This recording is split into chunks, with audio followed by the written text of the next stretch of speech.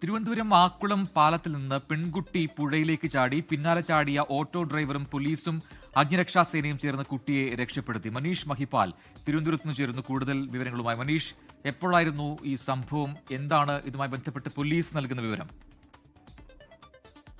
രജനി, ഇന്ന് രാത്രി 10 മണിക്കാണ്, അതായത് അല്പസമയങ്ങൾക്ക് മുൻപാണ് ഈ സംഭവം ഉണ്ടായത്. ഒരു പെൺകുട്ടി, അതായത് തിരുവനന്തപുരം ബൈപ്പാസിൽ ആക്കുളം പാലം, ലുലു മാളിന് സമീപത്തുള്ള പാലമാണ്. ആ പാലത്തിന്റെ മുകളിൽ നിന്ന് 10 മണിയോടുകൂടിയാണ് 15 വയസ്സുള്ള കഴക്കൂട്ടം സ്വദേശിനിയായ പെൺകുട്ടി പാലത്തിൽ നിന്ന് ആറ്റിലേക്കും ചാടിയത്. ഇത് കണ്ട ഓട്ടോ ഡ്രൈവറായിട്ടുള്ള വിനോദ് വേളി സ്വദേശിയാണ്. വിനോദ് ഇത് കണ്ട ഉടൻ തന്നെ മറ്റുള്ള ആളുകളെ വിവരം അറിയിച്ചു. അതായത് ഫയർഫോഴ്സിനെ ഉടൻ വിവരം അറിയിക്കുക എന്ന് മറ്റുള്ള യാത്രക്കാരോട്, അവിടെ വാഹനം നിർത്തിയവരോട് പറഞ്ഞ ശേഷം കായലിലേക്ക് ചാടുകയായിരുന്നു.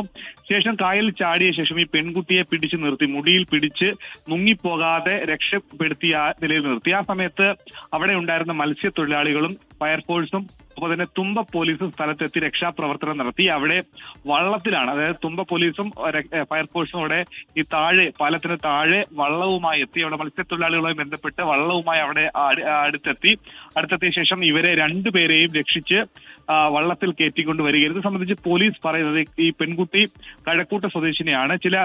ചില വീടുമായി ഉണ്ടായ ചില വിഷയങ്ങളുമായി ബന്ധപ്പെട്ട് പെൺകുട്ടി പിണങ്ങി ഇറങ്ങി രാത്രി ഈ പാലത്തിൽ നിന്ന് ചാടുകയായിരുന്നു. ഇത് കണ്ട് രക്ഷിക്കാൻ വേണ്ടിയിട്ടാണ് ഓട്ടോ ഡ്രൈവർ വിനോദ് ചാടിയത്. എന്നാൽ വിനോദ് നടത്തിയത് വളരെ സാഹസികമായ ഒരു രക്ഷാപ്രവർത്തനമായിരുന്നു. അത് സധൈര്യം ആ രീതിയിൽ ചാടിയത് കൊണ്ട് മാത്രമാണ് പെൺകുട്ടിയുടെ ജീവൻ രക്ഷിക്കാൻ സാധിച്ചത്. പെൺകുട്ടി ജീവനൊടുക്കാം, ആത്മഹത്യ ചെയ്യാവുന്ന രീതിയിലാണ് പാലത്തിൽ നിന്ന് ചാടിയത്. എന്താണെങ്കിലും പെൺകുട്ടിയുടെ ജീവൻ രക്ഷിച്ചിട്ടുണ്ട്. ഇപ്പോൾ നിലവിൽ ആക്കുളത്തെ സ്വകാര്യ ആശുപത്രിയിലെ പെൺകുട്ടിയെ മാറ്റിയിട്ടുണ്ട്.